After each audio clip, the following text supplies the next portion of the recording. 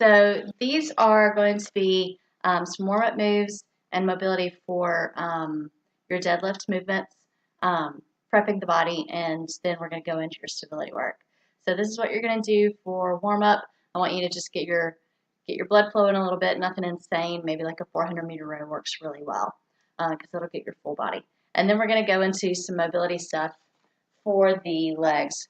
We're going to focus on opening up the hamstrings, which is going to affect your hips, and then we're going to open up the calves. Okay, so you'll want a strap.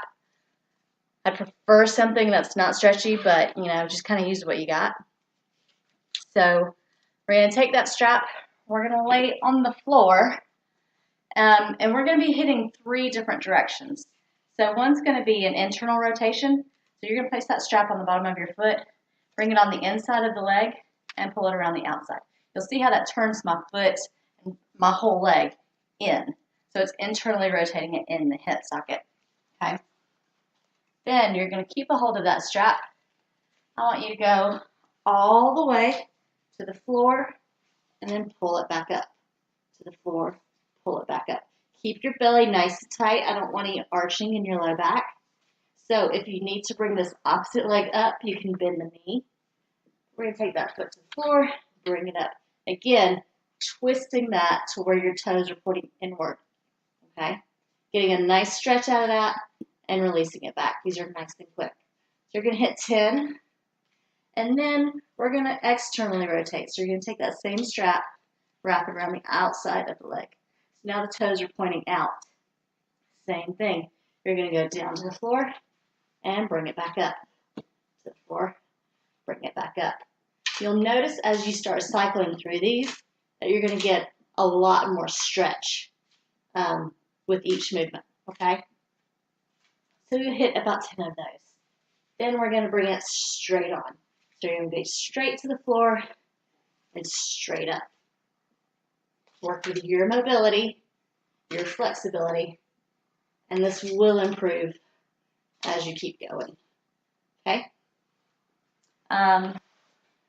You'll hit 10 on one leg, 10 on the other, and then we're going to hit an active isolated stretch for your calves.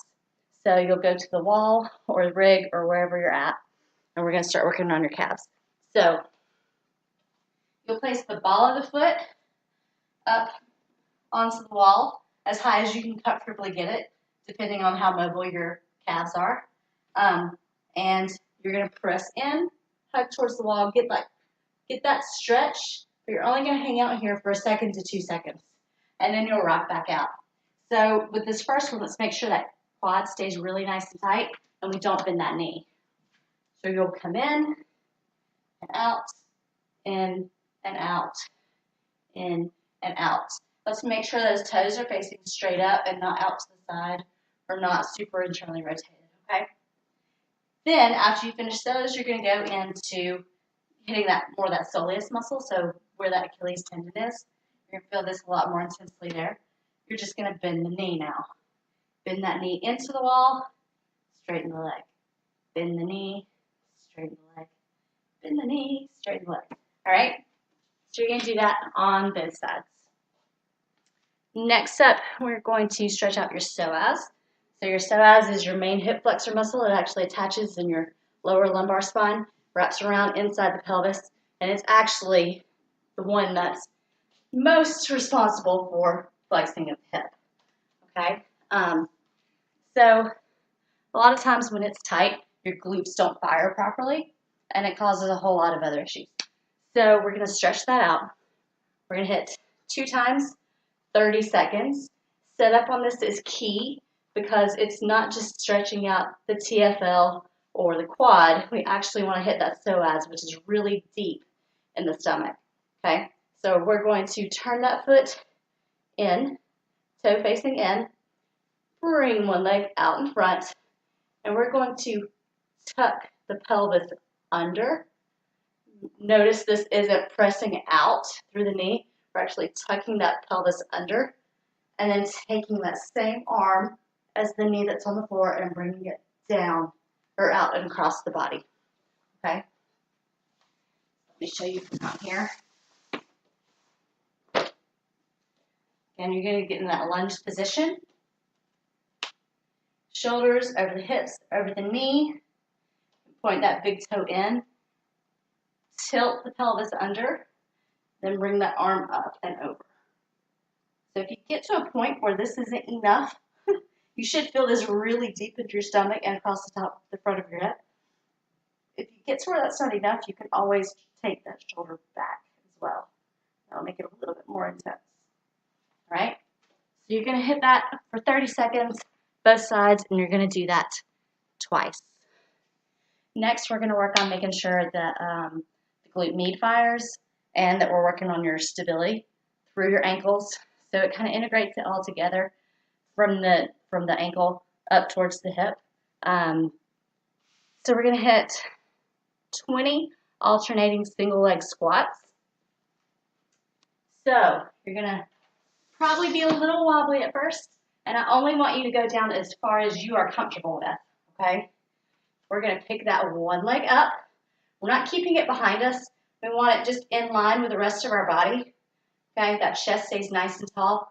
Pull that belly button into spine, and we're going to just reach down as far as you can. You can reach down and try and touch your toe if you want. You can reach down the same side. It's going to be a lot harder. Just make sure that that knee is at no time coming into the body, okay? So if you even need to hold on to something, that is fine. As long as you are forcing that knee to come out over the pinky toe or out away from the middle of the body, okay? And no time do we want you squatting here. So you'll alternate that. Squat as low as you're comfortable, stand it back up. Squat as low as you're comfortable, stand it back up, all right? And if it's too much to transition back and forth, you can do 5 and 5 and 5 and 5, okay? Next up we have hip hinges. So this is again just reinforcing that solid musculature where everything across the back is nice and tight, and we're deadlifting through our hips and not through our low back. So if you have a PVC pipe at home or a broomstick, this works really well. Just put it on your back, right there in line with your spine. The goal is to have your sacrum, your tailbone, between your shoulder blades and the top and the back of your head, all touching this pipe, okay? And then hinging at the hips, keeping that belly button pulled in nice and tight, and then standing it back up. So, very important, we're trying to keep the chest up, keep the rib cage down, okay? We're not looking for a bend in the back, okay? We want all the movement happening in the hips. Watch how my hips go behind my ankles to balance this out, okay? So that's what we're looking for. 10 nice and solid. If you don't have PVC pipe, that's fine. Just kind of do it and just make sure you're checking in with your body and filling it out.